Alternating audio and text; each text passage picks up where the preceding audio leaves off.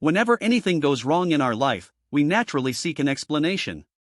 To not find some cause for why our plans went awry, or why we faced sudden resistance to our ideas, would be deeply disturbing to us and intensify our pain. But in looking for a cause, our minds tend to revolve around the same types of explanations. Someone or some group sabotaged me, perhaps out of dislike. Large antagonistic forces out there, such as the government or social conventions, hindered me. I received bad advice, or information was kept from me. Finally, if worst comes to worst, it was all bad luck and unfortunate circumstances. These explanations generally emphasize our helplessness. What could I have done differently? How could I have possibly foreseen the nasty actions of X against me? They are also somewhat vague. We usually can't point to specific malicious actions of others. We can only suspect or imagine. These explanations tend to intensify our emotions: anger, frustration, depression, which we can then wallow in and feel bad for ourselves. Most significantly, our first reaction is to look outward for the cause. Yes, we might be responsible for some of what happened, but for the most part, other people and antagonistic forces tripped us up. This reaction is deeply ingrained in the human animal. In ancient times, it might have been the gods or evil spirits who were to blame. We of the present choose to call them other names. The truth, however, is very different from this. Certainly, there are individuals and larger forces out there that continually have an effect on us, and there is much we cannot control in the world. But generally, what causes us to go astray in the first place, what leads to bad decisions and miscalculations, is our deep-rooted irrationality, the extent to which our minds are governed by emotion. We cannot see this. It is our blind spot, and as Exhibit A of this blind spot, let's look at the crash of 2008, which can serve as a compendium of all varieties of human irrationality. In the aftermath of the crash, the following were the most common explanations in the media for what had happened. Trade imbalances and other factors led to cheap credit in the early 2000s, which led to excess leverage. It was impossible to place accurate value on the highly complex derivatives that were being traded, so no one really could gauge profits and losses. There existed a shrewd and corrupt cabal of insiders who had incentives to manipulate the system for quick profits. Greedy lenders pushed subprime mortgages on unsuspecting homeowners. There was too much government regulation, there was not enough government oversight, computer models and trading systems ran amok. These explanations reveal a remarkable denial of a basic reality. Leading up to the crash of 2008, millions of people made daily decisions on whether to invest or not invest. At each point of these transactions, buyers and sellers could have pulled back from the riskiest forms of investment but decided not to. There were plenty of people out there warning of a bubble. Only a few years before, the crash of the giant hedge fund long-term capital management showed exactly how a larger crash could and would occur. If people had longer memories, they could think back to the bubble of 1987, if they read history, the stock market bubble and crash of 1929. Almost any potential homeowner can understand the risks of no-money-down mortgages and lending terms with fast-rising interest rates. What all of the analysis ignores is the basic irrationality that drove these millions of buyers and sellers up and down the line. They became infected with the lure of easy money. This made even the most educated investor emotional. Studies and experts were pulled in to bolster ideas that people were already disposed to believe in, such as the proverbial "this time it's different" and "housing prices never go down." A wave of unbridled optimism swept through masses of people. Then came the panic and crash and the ugly confrontation with reality. Instead of coming to terms with the orgy of speculation that had overwhelmed one and all, making smart people look like idiots, fingers were pointed at outside forces, anything to deflect the real source of the madness. This is not something peculiar to the crash of 2008. The same types of explanations were trotted out after the crashes of 1987 and 1929, the railway mania in the 1840s in England, and the South Sea bubble of the 1720s, also in England. People spoke of reforming the system, laws were passed to limit speculation. And none of this worked. Bubbles occur because of the intense emotional pull they have on people, which overwhelms any reasoning powers an individual mind might possess. They stimulate our natural tendencies toward greed, easy money, and quick results. It is hard to see other people making money and not join in. There is no regulatory force on the planet that can control human nature. And because we do not confront the real source of the problem, bubbles and crashes keep repeating, and will keep repeating as long as there are suckers and people who do not read history. The recurrence of this mirrors the recurrence in our own lives of the same problems and mistakes, forming negative patterns. It is hard to learn from experience when we are not looking inward, at the true causes. Understand, the first step toward becoming rational is to understand our fundamental irrationality. There are two factors that should render this more palatable to our egos. Nobody is exempt from the irresistible effect of emotions on the mind, not even the wisest among us, and to some extent irrationality is a function of the structure of our brains and is wired into our very nature by the way we process emotions. Being irrational is almost beyond our control. To understand this, we must look at the evolution of emotions themselves.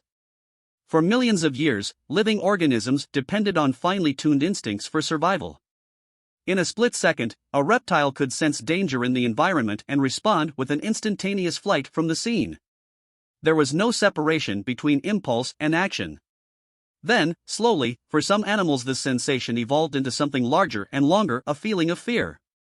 In the beginning this fear merely consisted of a high level of arousal with the release of certain chemicals, alerting the animal to a possible danger. With this arousal and the attention that came with it, the animal could respond in several ways instead of just one.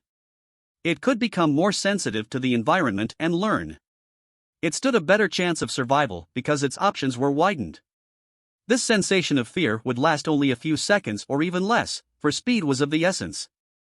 For social animals, these arousals and feelings took on a deeper and more important role. They became a critical form of communication. Vicious sounds where hair standing on end could display anger, warding off an enemy or signaling a danger. Certain postures or smells revealed sexual desire and readiness. Postures and gestures signaled the desire to play. Certain calls from the young revealed deep anxiety and the need for the mother to return. With primates, this became ever more elaborate and complex. It has been shown that chimpanzees can feel envy and the desire for vengeance, among other emotions. This evolution took place over the course of hundreds of millions of years. Much more recently, cognitive powers developed in animals and humans, culminating in the invention of language and abstract thinking. As many neuroscientists have affirmed, this evolution has led to the higher mammalian brain being composed of three parts. The oldest is the reptilian part of the brain, which controls all automatic responses that regulate the body. This is the instinctive part. Above that is the old mammalian or limbic brain, governing feeling and emotion. And on top of that has evolved the neocortex, the part that controls cognition and, for humans, language. Emotions originate as physical arousal designed to capture our attention and cause us to take notice of something around us. They begin as chemical reactions and sensations that we must then translate into words to try to understand. But because they are processed in a different part of the brain from language and thinking, this translation is often slippery and inaccurate. For instance, we feel anger at person X, whereas in fact the true source of this may be envy. Below the level of conscious awareness, we feel inferior in relation to X and want something he or she has. But envy is not a feeling that we are ever comfortable with, and so often we translate it as something more palatable: anger, dislike, resentment. Or let us say one day we are feeling a mood of frustration and impatience. Person Y crosses our path at the wrong moment and we lash out, unaware that this anger is prompted by a different mood and out of proportion to Y's actions. Or let us say that we are truly angry at person Z. But the anger is sitting inside of us, caused by someone in our past who hurt us deeply, perhaps a parent. We direct the anger at Z because they remind us of this other person. In other words, we do not have conscious access to the origins of our emotions and the moods they generate. Once we feel them, all we can do is try to interpret the emotion, translate it into language. But more often than not we get this wrong. We latch on to interpretations that are simple and that suit us. Or we remain baffled. We don't know why we feel depressed, for example. This unconscious aspect of emotions also means that it is very hard for us to learn from them, to stop or prevent compulsive behavior. Children who felt abandoned by their parents will tend to create patterns of abandonment in later life, without seeing the reason. See trigger points from early childhood on this page. The communicating function of emotions, a critical factor for social animals, also becomes somewhat tricky for us. We communicate anger when it is something else we are feeling, or about someone else, but the other person cannot see this and so they react as if personally attacked, which can create cascading misinterpretations. Emotions evolved for a different reason than cognition. These two forms of relating to the world are not connected seamlessly in our brains. For animals, unburdened by the need to translate physical sensations into abstract language, emotions function smoothly, as they were meant to. For us, the split between our emotions and our cognition is a source of constant internal friction, comprising a second emotional self within us that operates beyond our will. Animals feel fear for a brief time, then it is gone. We dwell on our fears, intensifying them and making them last well past the moment of danger, even to the point of feeling constant anxiety. Many might be tempted to imagine that we have somehow tamed this emotional self through all of our intellectual and technological progress. After all, we don't appear as violent or passionate or superstitious as our ancestors, but this is an illusion. Progress and technology have not rewired us, they have merely altered the forms of our emotions and the type of irrationality that comes with them. For instance, new forms of media have enhanced the age-old ability of politicians and others to play on our emotions, in ever subtler and more sophisticated ways. Advertisers bombard us with highly effective subliminal messages. Our continual connection to social media makes us prone to new forms of viral emotional effects. These are not media designed for calm reflection. With their constant presence, we have less and less mental space to step back and think. We are as besieged with emotions and needless drama as the Athenians in the assembly, because human nature has not changed. Clearly, the words rational and irrational can be quite loaded. People are always labeling those who disagree with them irrational. What we need is a simple definition that can be applied as a way of judging, as accurately as possible, the difference between the two. The following shall serve as our barometer. We constantly feel emotions, and they continually infect our thinking, making us veer toward thoughts that please us and soothe our egos. It is impossible to not have our inclinations and feelings somehow involved in what we think. Rational people are aware of this and through introspection and effort are able, to some extent, to subtract emotions from their thinking and counteract their effect. Irrational people have no such awareness. They rush into action without carefully considering the ramifications and consequences. We can see the difference in the decisions and actions that people take and the results that ensue. Rational people demonstrate over time that they are able to finish a project, to realize their goals, to work effectively with a team, and to create something that lasts. Irrational people reveal in their life's negative patterns, mistakes that keep repeating, unnecessary conflicts that follow them wherever they go, dreams and projects that are never realized, anger and desires for change that are never translated into concrete action. They are emotional and reactive and unaware of this. Everyone is capable of irrational decisions, some of which are caused by circumstances beyond our control. And even the most emotional types can hit upon great ideas or succeed momentarily through boldness. So, it is important to judge over time whether a person is rational or irrational.